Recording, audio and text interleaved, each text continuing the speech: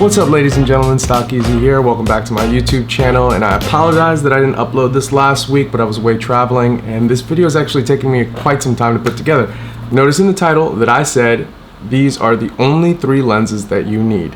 Well, I included I need into this because, again, when it comes down to this channel, there are no set in stone rules, and if anybody tries to tell you that about photography, they are wrong. Tell them to So this was the most requested video, was to talk about my lenses. So that's what I'm doing instead of talking about this incredible backpack. I said I'd talk about this backpack, but I'm not gonna talk about this backpack. Well, maybe I'll talk about this backpack, but you guys asked me to talk about my lenses, so I'm gonna talk about my lenses instead. These are the only 3 lenses that I actually need. I'm gonna talk about a whole range of lenses that I use for the FujiFilm X series system, and of course the fact that I own multiple bodies by Fuji that are fixed lenses. In theory, I own 2 of some of these lenses, and I'm gonna talk about how they work for me, and when I'm traveling, why I choose these 3 lenses, and how they could work for you as a photographer. Because remember, while having all the gear is fun, it is definitely not a necessity. There is nothing that should be holding you back from creating the images that you want to create. So I want to start off with the 3 most important lenses in my lineup. Number 1 is the first lens I bought when I came over to the Fuji X system and I sold all my Canon gear. Now that is the 35mm f2. This is the f2 version of the lens because it has water resistance, and I like fast autofocus when I'm shooting in the streets. And again, weather resistance is very important to me, so I don't own any of the 1.4 first run of lenses that Fuji had created. I used to own the 56 1.2. I sold that, and I'm going to tell you about that a little bit more in a second. This was the first lens that I got with the Fujifilm X Pro 2. I absolutely adore this lens. It's incredibly sharp. I use it for a ton of portrait sessions. I use it for street photography. Clicky, clicky, clicky. It is a 50mm equivalent, which is arguably one of the most important lenses that you can have in your lineup. I use it for a little bit of everything. This is something that I can always throw in my bag. And the great thing about these f2 lenses is that they are incredibly portable. You can fit this in your pocket. I mean, I got a chest pocket right here. I mean, okay, this is ridiculous. I'm not gonna walk around like that, but that's kind of remarkable. But that these little tiny lenses can just be thrown in your pocket and you can grab them and go. For me, switching over from Canon to Fujifilm, it was important to stick with these tiny lenses because it justified the switch to mirrorless. The 56 1.2 is one of the most beautiful lenses in the lineup, but the thing for me is that I might as well have a Canon lens. Now, I'm not saying that it's bigger or as big. It's definitely smaller than most of the Canon lenses, but I like the stealthiness of these tiny little primes, right? I love this lens for street photography and portrait work, but I will say that a 50mm is not as forgiving as the next lens that I'm gonna talk about. You have to nail it with this lens. This is gonna create really sharp lines. The perspective, your composition has to be on point when you're shooting with a 50mm, because everything's gonna be really sharp and in line. The compression of this is what people say looks almost like the human eye, and I would have to agree. It's a little bit harder to get things aesthetically pleasing with the 50mm, especially when you're shooting street stuff. If you're firing from the hip a lot, people are just going to be right there in the frame and the building's going to be up against them, so if you don't always line things up properly, it's just not going to be aesthetically pleasing. That brings me to another very, very important lens in this lineup, and the second lens I ever purchased from Fujifilm, which is the 23mm f2, another weather sealed, or shall I say weather resistant, as it says there in the back, prime lens. This focuses incredibly fast. I've used this for portrait work. I use this all the time for street stuff. The X100F right now that's recording me also has this lens attached to it, and this is my do everything lens. The reason why I say that is because if I were on a desert island, I would bring a 35mm equivalent, or desert island? Deserted island. My desert island lens, oh my god. my deserted island. What the Anyway, 23mm is a little bit more forgiving in the streets. You can fire this thing from the hip. You can play around a little bit more with this. It isn't gonna make or break the image because it's a little bit wider, and when the frame's a little bit wider, you can have a little more fun composing your images, whereas when you're shooting with a 80mm or a 50mm, anything that's in the telephoto range, you really got to nail the shot. With wider stuff, you can get kind of weird with it, and sometimes it just works out. This is the lens that I always tell people to buy first. Get yourself a 35mm equivalent, 23mm f2. Get yourself a 35mm equivalent and learn photography, because this is your do everything lens. The 35mm focal length is my ride or die. Because again, you can shoot this like a 50, you can shoot it like an 18. There's not always room to back up with a 50mm, which brings me to my next lens. This is the 50mm lens, which is a 80mm equivalent. Now the reason why I got this lens, and I don't have my 56 anymore, I mean, I guess that's pretty obvious, is that I shoot a ton of street, right? And the 56, while it looks beautiful, I rarely shoot 1.2 when I'm outside in the streets because it's usually light. I like really contrasty shots, so I'm always looking for sun and shadows in the same spot, and it's a little bit hard to shoot 1.2 in the middle of beaming bright daylight sun. So I got this because f2 does not bother me at all. I'm not a bokeh whore. I love it. I don't use it all the time, even when I'm shooting portraits in the studio, which I use this for a lot. I'll show you some portraits that I've shot with this. Most times I'm probably shooting somewhere at 5.6 or higher. If I'm using my light setup and stuff like that, I'm not looking for shallow depth of field. I use a lot of textured backdrops, which just don't look good if you shoot with a shallow depth of field. They turn into like a little bit of a muddy kind of dreamscape thing. I want that texture from the painted canvas. I want to see that light hitting the backdrop. I like very dramatic portraits. I like that old school straight up portrait aesthetic. I'm not about shallow depth of field. So I switched to this lens from 56 1.2 because it had faster autofocus. And again, it's a lot lighter and more compact than the 56 1.2. So I held on to 56 1.2 for a while. I plan on buying it again, but I ended up selling a lot of my Fuji equipment, like my X-T2, because a lot of that stuff I bought secondhand. And now that I want to insure all my gear, I want to reacquire it with receipts so I can appraise it, and if anything happens, I don't lose all my stuff.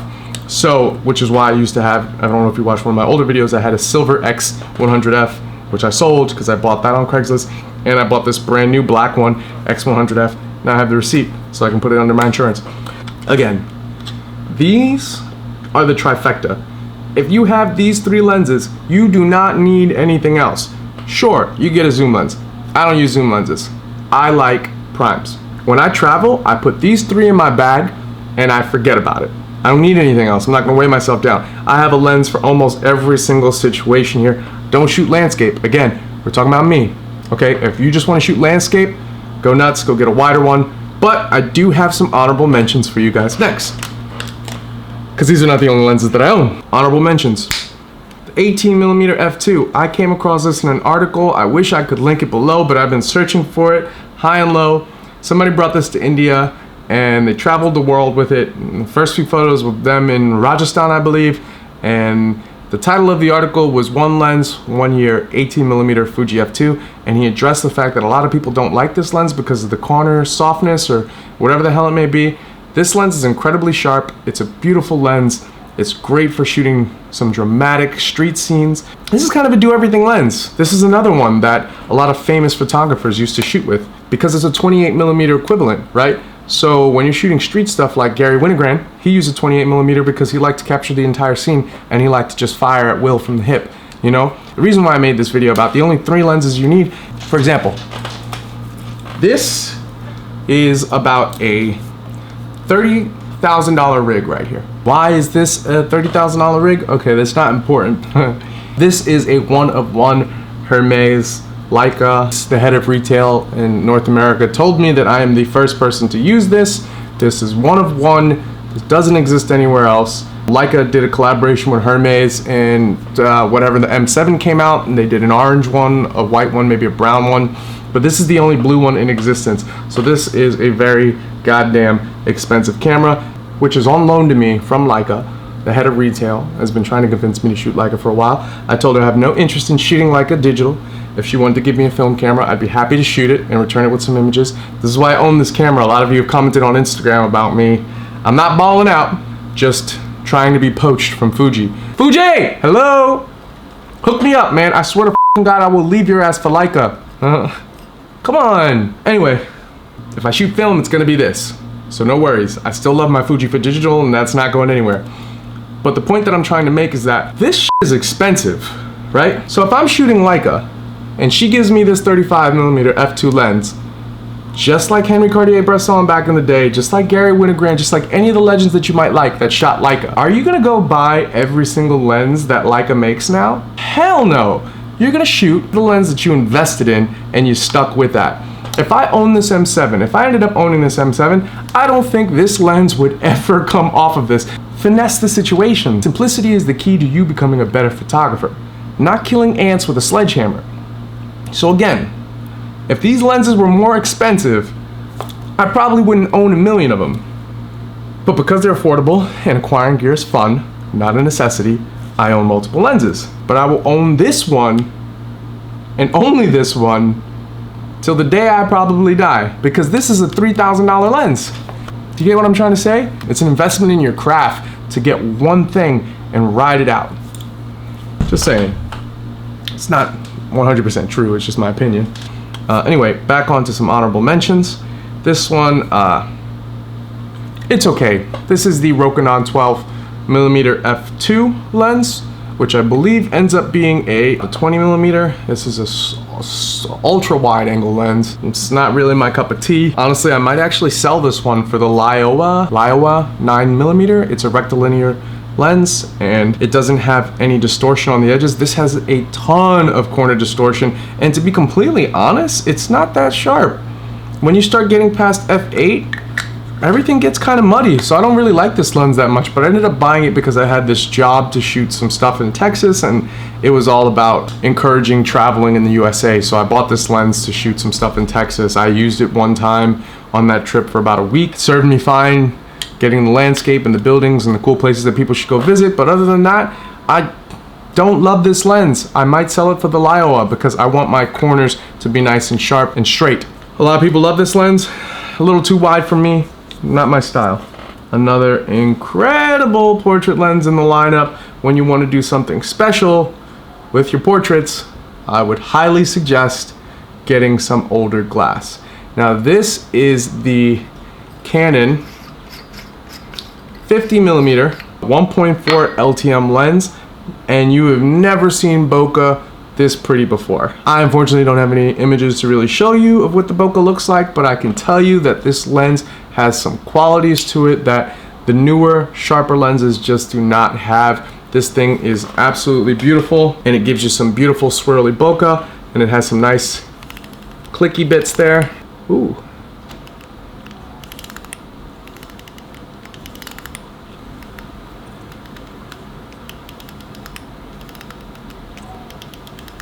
Okay, again, if you get a lens like this, manual focus only, baby. It's a little difficult to nail the focus, but there are some really nice manual focusing assistants in the Fujifilm cameras. Let's see what this thing looks like on the camera. Look at that, huh? Yeah? Does that do it for you? Huh? Is that doing it for you? Well, it looks good. I think it looks pretty good. Yeah, that's nice, right? Yeah. Yeah. I like it. I think it looks pretty good.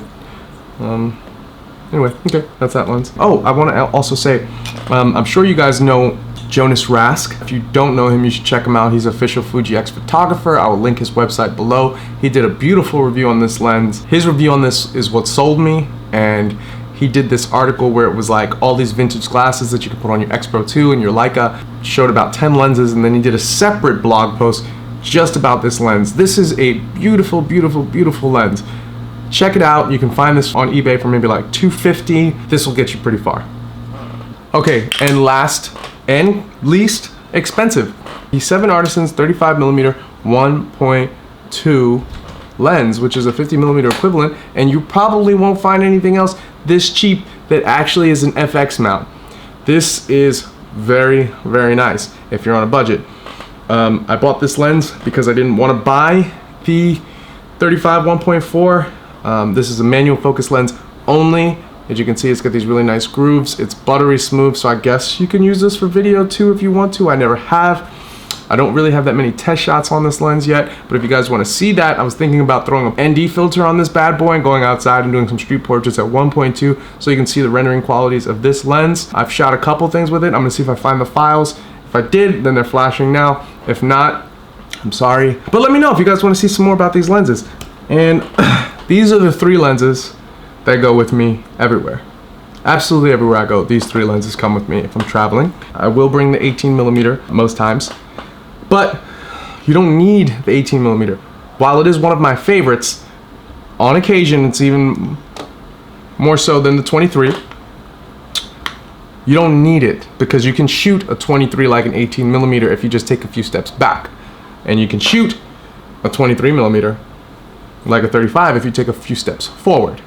So if you're on a budget, I would highly suggest getting these two lenses first.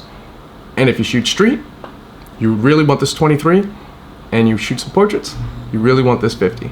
You can do a whole lot of damage with these two lenses. Don't listen to the rules, break the rules. Break a camera, just kidding. Anyway, that's it for my lenses. I hope you guys enjoyed the video. I hope you guys enjoyed the pictures. I just want to end this video yet again by saying thank you guys so much for following me on Instagram and reaching out. I've gotten an insane amount of private messages from you guys, and the comments below have mostly been great. No real trolls yet. I'll catch you guys on the next one. Peace.